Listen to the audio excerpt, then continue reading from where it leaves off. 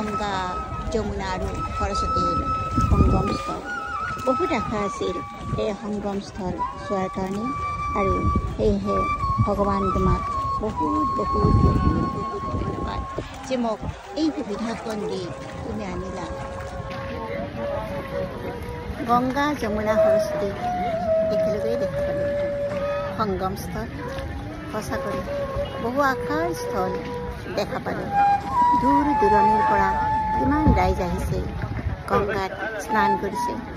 মই পিছে স্নান কৰিব নোৱাৰিলোঁ।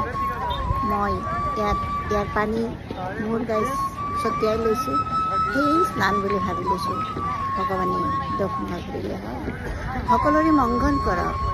গংগা যমুনা সৰস্বতী এনেদৰে সদায় বৈ থাকক আৰু ভাৰতবৰ্ষৰ ৰাইজক এনেদৰে সহায় কৰক।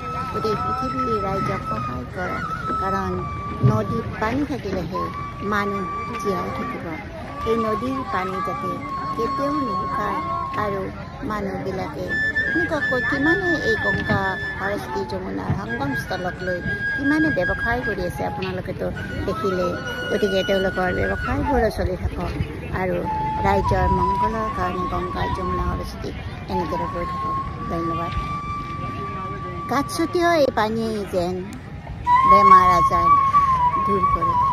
এনেদৰেই আগুৱাই যোৱাৰ কাৰণে গংগা যমুনা আৰু সৰস্বতী মাই আশীৰ্বাদ কৰে। তিনিওজনৰ আশীৰ্বাদ শিৰোধাৰ্য কৰি আমি আমাৰ এই নৌকা বিহাৰ সমাপ্ত কৰিলোঁ।